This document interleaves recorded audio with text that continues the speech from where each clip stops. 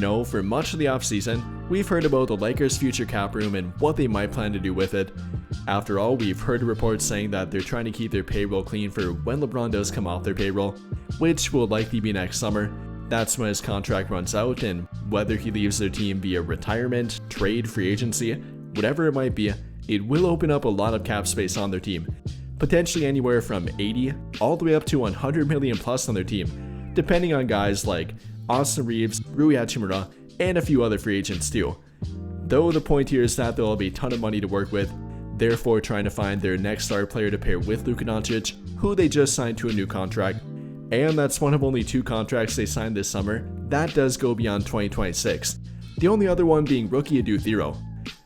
So with that in mind here, they're obviously going through a clear plan in their head, trying to keep their cap sheet clean for both 2026 and 2027, so they have the opportunity, or at least the option, to sign a player in the open market to a max contract to pair with Luka Doncic. However, the big problem here is that there's simply not many options for them. Throughout this summer alone, the Lakers have had to watch guys like Paolo Banchero, Chet Holmgren, Jalen Williams, even a guy like De'Aaron Fox signing a new contract with their current team, therefore bypassing the option to become a free agent next summer, and therefore bypassing the potential option to join their team and become a teammate with Luka Doncic. And well, that really leaves them with the problem of what do they do with their future cap space? Do they go after a free agent that might not be worth it? Do they spend it that way and, maybe not get the ideal partner for Luka Doncic? Do they save it for another year and maybe not find his immediate new running mate with Luka Doncic?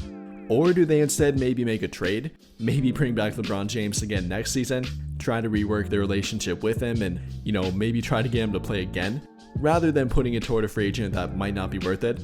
Definitely some options here, and definitely some that are better than others in my opinion. If you look at the current free agent market for the 2026 free agent class, it's not very good and definitely a bit long in the tooth here. The very top of it are guys like LeBron James, Kevin Durant, James Harden, Zach LaVine, and then Trae Young.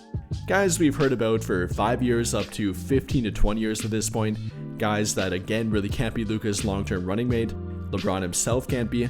Definitely could be a good short-term patch, and that's what they're trying to do for this season. But it's not something that could go to 2030 and possibly beyond that point. I'm not sure about you guys, but I think it would be a pretty disappointing offseason for them next summer if it looks something like this.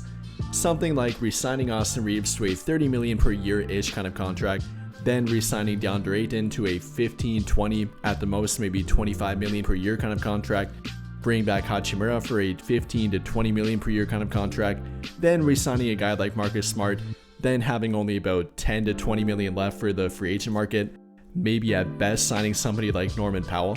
I think that would be pretty disappointing and not a good use of their $80 million or potentially $100 million in cap space that they could potentially have, and if they're smart with it. But if you ask me, I think there's maybe an alternative option that could be a better option for them. One that doesn't really involve the free agent market, at least not that much, and not being able to find their second option and new running mate with Luka Doncic in free agency.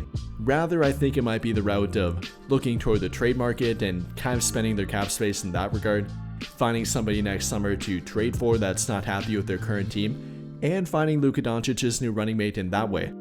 Also with the combination of retaining some of their current guys again, like Austin Reeves, maybe DeAndre Ayton, so on and so forth. A little bit of that, but probably having to find that new option through the trade market rather than through the free agent market. I for one don't want to wait until 2027 to find that option, making next season maybe a potentially wasted year, even this season if they can't make a deep playoff push and don't find a way to make the relationship work with LeBron James. I don't want 1, potentially 2 wasted years here just to find a new running mate for Luka Doncic. So in that regard and with that mindset, I'd definitely be monitoring the trade market. And well, that leads to the question of who might hit the trade market that would be worth spending their assets on, worth putting that cap space toward, and potentially going all in for to make Luka Doncic's new running mate. Well, that's obviously up for debate. You can't ever fully predict a situation, but if we're looking at the possible outcomes and more likely targets that might be unhappy in their situation come 1 year from now, not even a full year, but roughly about 9 months from now, you could point to a situation like Milwaukee. There have been reports that Giannis is not particularly happy with their direction.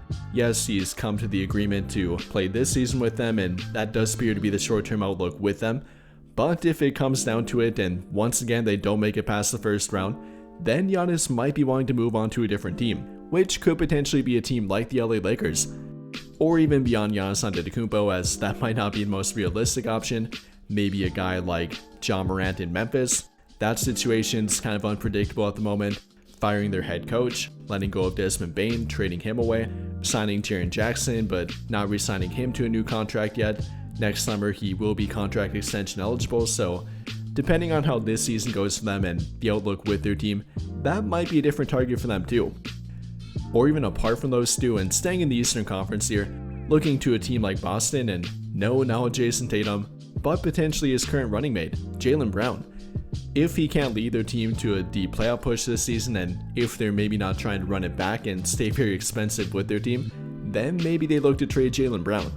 That could be another option, or maybe with a team like the Miami Heat for example. Obviously some unrest in that situation, nobody knows about their current outlook, and with Pat Riley never committing to go all in on their team, maybe a guy like Bam Adebayo could be an option too. So plenty of options here, and that's simply off the top of my head. You never know how a situation or a team might pan out, what kind of situations get better over time, which ones get worse over time, and that might create an opportunity for a team like the Lakers, who maybe try to go the trade market route rather than the free agent market route to find a new running mate with Luka Doncic. But I think that'll pretty much do it for this one, and if you enjoyed the video, then I'll greatly appreciate it if you dropped a like, subscribe to the channel if you have not already, and hit that notification bell to never miss out when I upload a video. But as always, thank you for watching and have a great day or night.